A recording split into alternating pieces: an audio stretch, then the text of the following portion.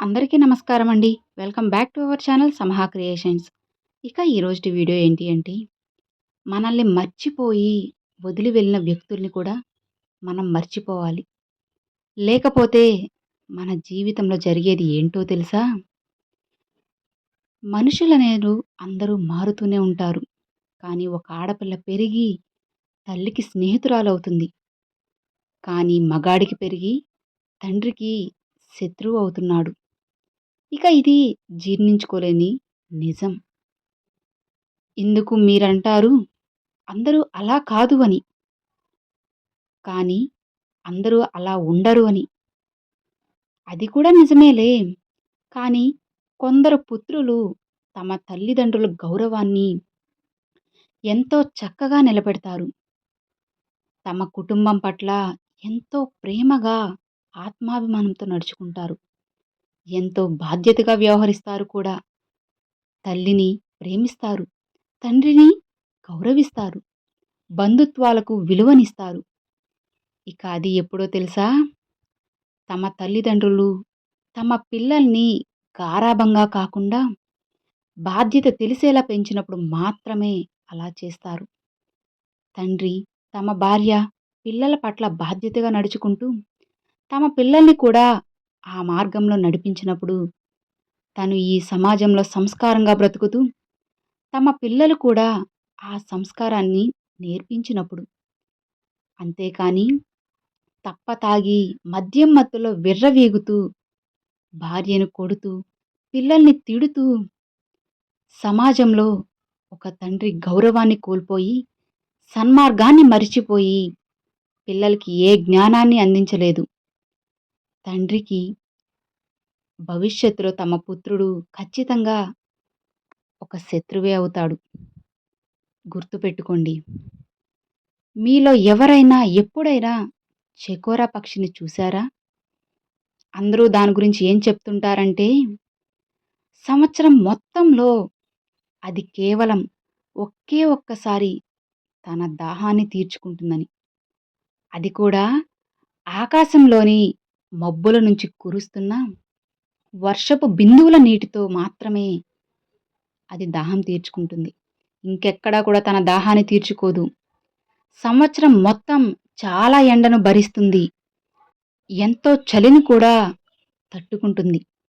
కేవలం ఒకే ఒక్క ఆశతో సంవత్సరంలో ఒక్కసారి ఆ మేఘాలు వస్తాయి, వర్షాలు కురుస్తాయి, నా దాహాన్ని తీరుస్తాయి అని. అసలు ఏంటిదంతా? ఇదే కదా నమ్మకమంటే.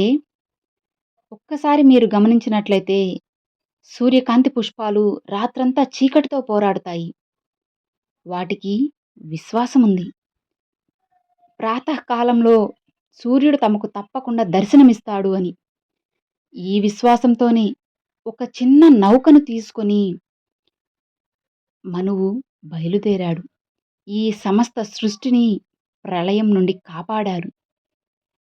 ప్రేమ మీద ఉన్న ఇదే విశ్వాసంతో వానరులని భల్లుకాలని సైన్యంగా తీసుకొని శ్రీరాముడు దండెత్తాడు.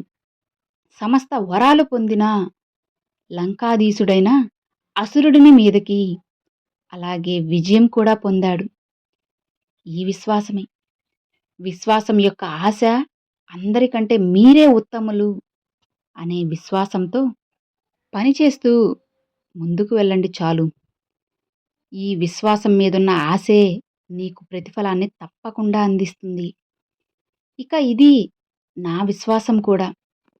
కాబట్టి ఎంతో ధైర్యంగా, విశ్వాసంతో ముందుకు వెళ్ళండి. అంతా కూడా మంచే జరుగుతుంది. మీకు అనుకూలంగా మారుతుంది. సంపాదనలో పడి చిన్న చిన్న సంతోషాలను దూరం చేసుకోకండి. ఆ తర్వాత మీరు ఎంత సంపద పెట్టి కొందామన్నా సరే, ఆ సంతోష క్షణాలు మీకు ఎప్పటికీ తిరిగి రావని తెలుసుకోండి. జీవితం అనేది ఎంతో చిన్నది. అందుకే ఎప్పటి సంతోషాన్ని అప్పుడే అనుభవించాలి, ఆనందించాలి. జీవితంలో ఆనందంగా ఉండాలంటే మనల్ని మర్చిపోయిన వ్యక్తుల్ని మనం కూడా ఆ క్షణమే మర్చిపోవాలి. నిజమే కదా? పేదరికం అనేది నీ జీవితంలో ఉన్నా పర్వాలేదు. కానీ నీ హృదయంలో మాత్రం ఎప్పటికీ ఉండకూడదు. 40 ఇళ్ళు కట్టేవాడు ధనవంతుడు కాదు. 4 మెతుకులు 3 పూటలా ప్రశాంతంగా తినగలిగిన వాడే అసలైన ధనవంతుడని తెలుసుకోండి. దాన ధర్మాలంటే పెద్ద పెద్ద విరాళాలు ఇవ్వడం కాదు. మనకు ఉన్నదాన్నే పంచుకోవడం. గుడికి వెళ్లి రూ. 10 వేస్తే పూజారి నిన్ను భక్తుడిలా చూస్తారు. అదే రూ. 10 గుడి బయట లేని వారికి వేస్తే వారు మిమ్మల్ని ఆ భగవంతుడిలా పూజిస్తారు. అర్థమైంది కదా! వర్షం కురిసి వెళ్ళిన తరువాత ప్రకృతి మరింత అందంగా, ప్రశాంతంగా, మరింత సుందరంగా, ప్రకాశవంతంగా కనిపిస్తుంది. అలానే కొన్ని సమస్యలు, కష్టాలు తీరిన తరువాత మన జీవితం కూడా అంతే అందంగా, ఆనందంగా, ప్రకాశవంతంగా ఉంటుంది. నిజమే కదా! అసలు జీవితంలో అదృష్టం అనేది తన కోసం ఎదురు చూడమంటుంది. ఇక అవకాశం అనేది తనను సృష్టించుకోమంటుంది. ఎదురు చూస్తూ అక్కడే ఉంటామా? అవకాశాన్ని అందుకొని ముందుకు వెళ్తామా? అనేది కేవలం మన చేతుల్లోనే ఉంటుందని తెలుసుకో.